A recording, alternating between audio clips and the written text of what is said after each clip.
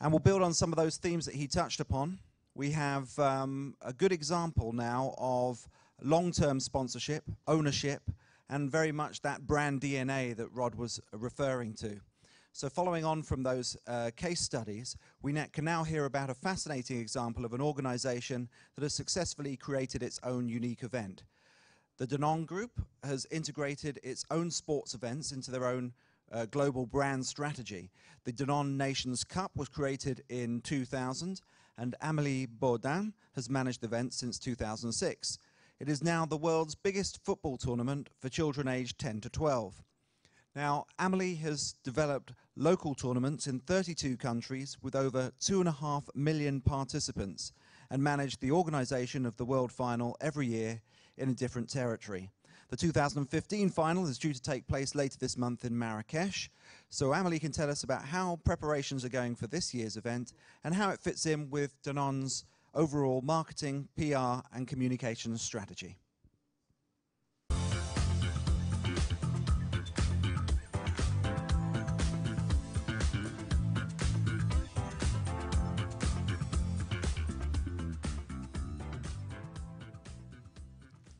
Hi everyone, my name is Amélie Bourdin. I am the Deputy Director of the Danone Nations Cup, and I'm here today to explain you how Danone has decided to create its own sport event rather than doing classical sponsorship. But let's start by a short movie, please.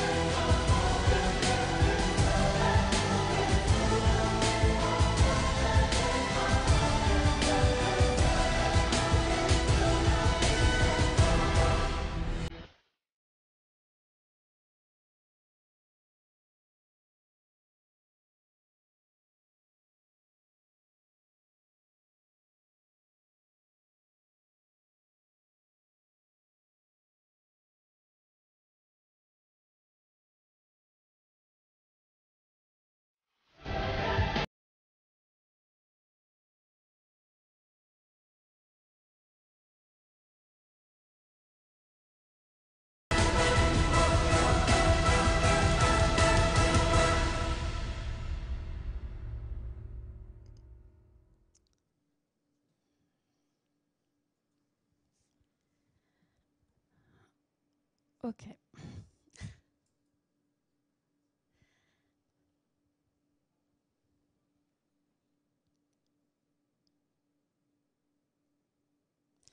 Okay, so I'm sorry, but I have a technical problem.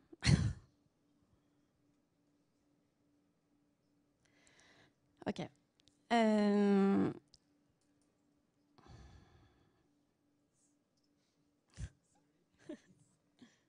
Okay, thank you.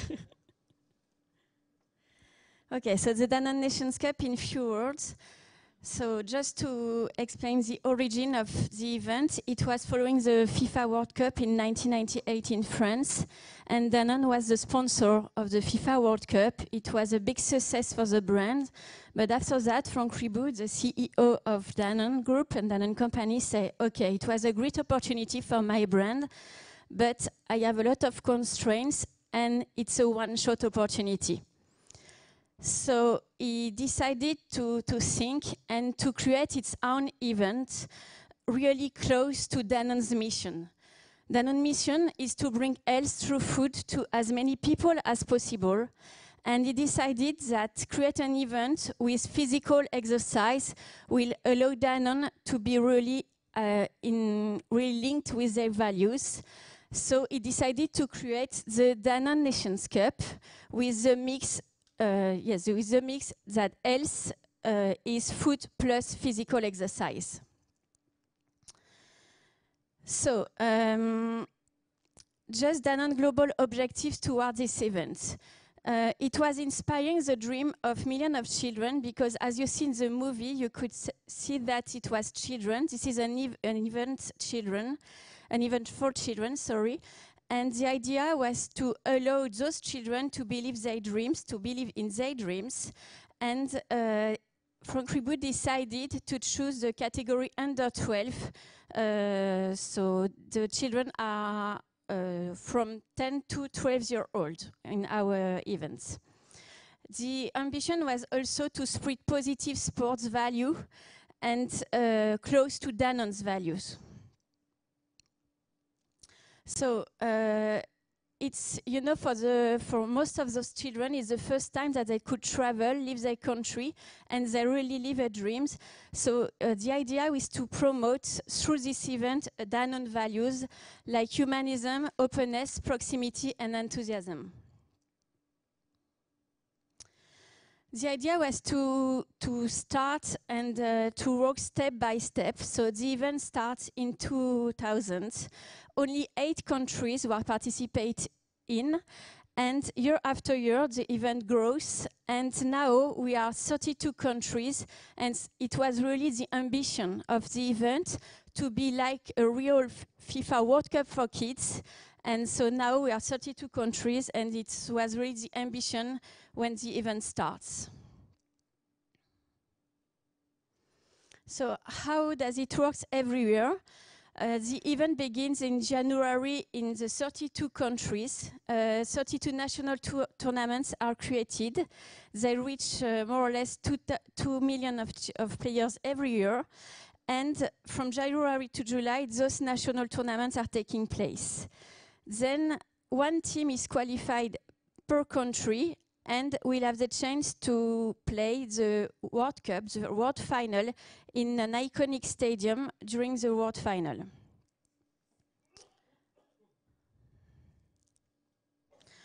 Okay, so it was, Danone has really created partnership with big institutional partners. So it was step by step and year after year that Danone managed to create a strong partnership with federations, with ministries like sport and education ministries, with professional clubs and with foundations. Behind that, we have the football credibility, and the rules of the tournament are endorsed by FIFA. And we are now recognized in the football events and have a lot of media downfall in each country every year. As you saw in the movie, we have one international ambassador, a very iconic and well-known ambassador, and he is Zinedine Zidane. He works really closely with Danone. He has a friendship with Frank Ribot, and he will be in 3 weeks in Marrakesh for us in the World Final. But in every country, we try to have the endorsement and a partnership with local well-known football ambassadors like Cafu, David Trezeguet, Vicente Del Bosque, and it helps us to develop our tournament and to be really credible in the football world. So the World Final started locally. It takes place in France from the beginning to 1910, sorry. And from 2010, he travels, and he decided to follow the big football sport event. So it was after the FIFA World Cup in South Africa. And then we travel in different countries in iconic stadium. And those children have the chance to play in front of thousands of spectators.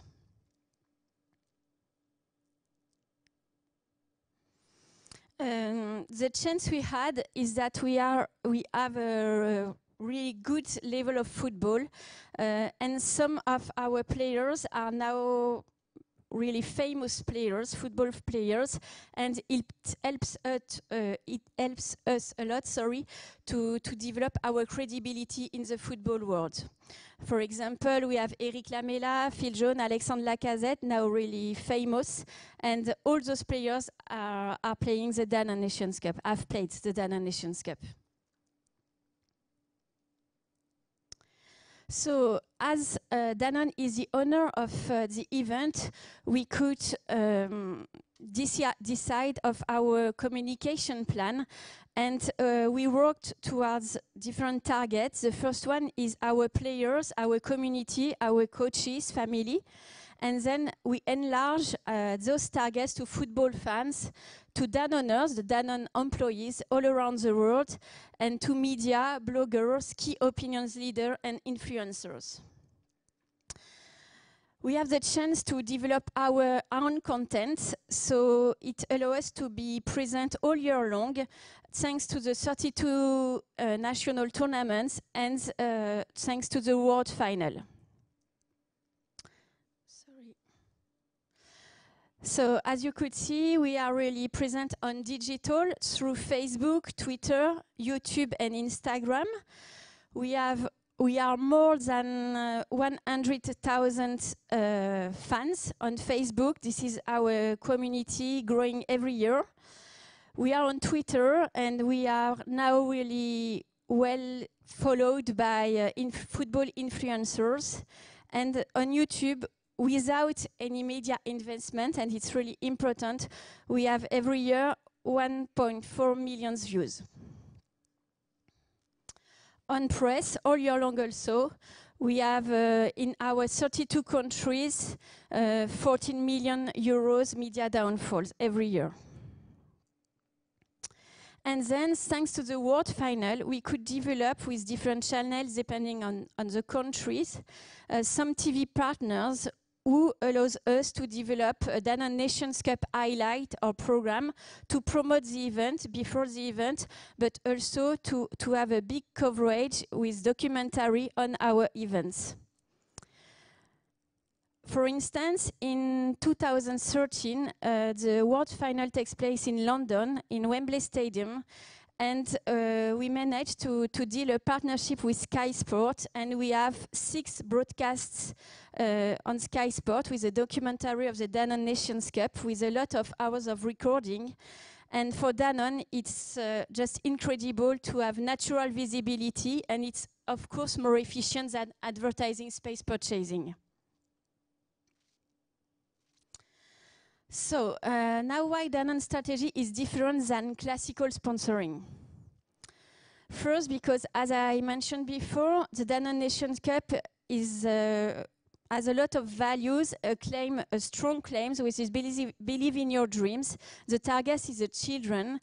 And it was really important to have the credibility to develop 3 pillars. The first one was the football credibility. And as I explained, we are now recognized like a real World Cup for kids with a big and important football level, but it was not enough. We decided to develop the event through Danone values and allow those children to live their dreams, to live a human adventure, and it was really key for us to link the event to Danone values. And then now we are credible in football, so it's really easier to develop the awareness. Thanks to that, thanks to those 3 pillars, we are now able to work for Danone brand and to drive brand preference.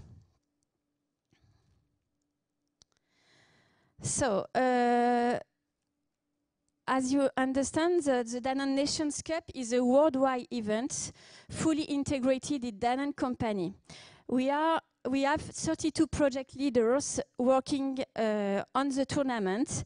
So of course that those project leaders doesn't manage only the Danone Nations Cup. They are from marketing, from communication, but in their scope, they are leading the project nationally and work with sport agency to help them to develop the tournaments with the ministries, the football federation. And we have one world final every year in a different country. So Danone decided 4 years ago to integrate the Danone Nations Cup organization in the company, and they create Danone Events, which is a department in Danone headquarters. And I am the Danone Nations Cup director, and I manage all the aspects of the Danone Nations Cup. So, of course, the coaching of the 32 local tournaments, but also the World Final, close to the local CBU hosting the World Final. With local agency, we have the production of the event fully integrated in our office. And, of course, that we develop our global communication plan, as I explained before. So just to conclude, I think it's interesting for you to understand how with some survey we could measure that the Danone Nation Cup has a good impact for Danone. So first of all, internally, because Danone employees are key for Danone. It's a worldwide company, and we have to measure and to be sure that the Danone Nations Cup is an internal communication tool to promote the event. And in this chart, you could say that this event helped us in terms of internal communication to develop the fact that employees are proud to being part of Danone company, that this event is a good occasion for integrate and to work together, because we have some Danoners that are volunteers on our event, and of course that the target of our event are families, and it allows Danoners to come with their family to have fun during the World Final.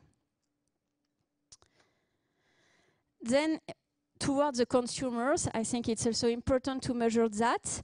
What we could note is that DNC has a positive influence on image of Danone products. We could say with the red line that people who are aware of DNC prefer Danone products and associate the Danone products like with more quality and are trustful. The second item measure is love brand, is how the people aware of Danone Nations Cup more appreciate the brand. And we note that Danone Nations Cup helps Danone to have a better reputation and to be more appreciated by the consumers. Finally, we note on this chart that Danone Nations Cup has positive influence on Danone's reputation. Thanks to the Danone Nations Cup, people aware of the event think that Danone has a better reputation than people doesn't know the Danone Nations Cup. So that's it. The presentation is over. Feel free to ask me questions if you have.